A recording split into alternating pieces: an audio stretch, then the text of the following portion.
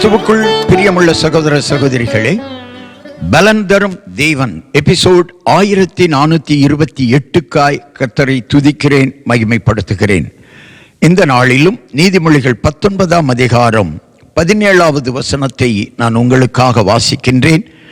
ஏழைக்கு இறங்குகிறவன் கர்த்தருக்கு கடன் கொடுக்கிறான், அவன் கொடுத்ததை அவர் திரும்ப கொடுப்பார். ஏழைக்கு இறங்குங்கள். ஆண்டவர் பல தடவை நமக்கு கற்றுக் கொடுத்திருக்கிறார். கொடுங்கள், அப்பொழுது உங்களுக்கு கொடுக்கப்படும். இறைக்கிற கிணறுதான் தண்ணீர் ஊறுகிற கிணறாக மாறும். குறிப்பாக ஏழைகளுக்கு கொடுத்து உதவுங்கள். என்னுடைய ஆசையெல்லாம் யாருமே ஏழையாய் இருக்கக்கூடாதுதான். ஆனால் அது நிறைவேறுகிற வரை நாம் ஏழைகளுக்கு உதவி செய்ய வேண்டும்.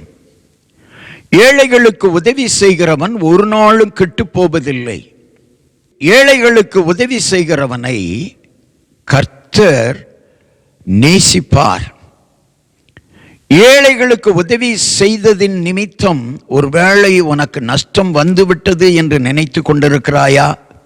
வேத வசனம் சொல்லுகிறது, நீ மற்றவர்களுக்கு கொடுத்ததை, குறிப்பாய் ஏழைகளுக்கு கொடுத்ததை கர்த்தர் உனக்கு திரும்ப கொடுப்பார். கண்களை மூடி ஜெபிக்கலாம். ஏழைக்கு இறங்குகிறவன் கர்த்தருக்கு கடன் கொடுக்கிறான், அவன் கொடுத்ததை கர்த்தர் திரும்ப கொடுப்பார்.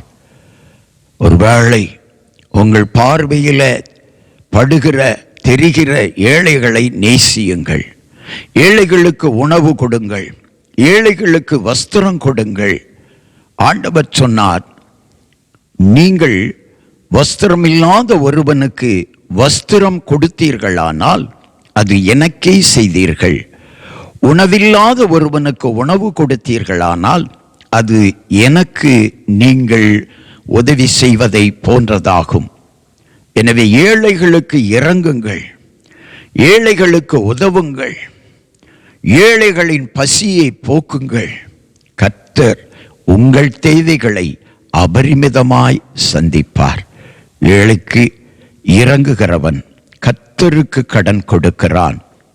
ஏழைகளுக்கு இறங்கினவன் கொடுத்த பணத்தை கர்த்தர் பல மடங்காக அவனுக்கு கொடுப்பார். இயேசுவின் நாமத்தில் கொடுங்கள், உங்களுக்கு கொடுக்கப்படும். இயேசுவின் நாமத்தில் ஜெபிக்கிறேன், ஜீவனுள்ள பிதாவே, ஆமென்.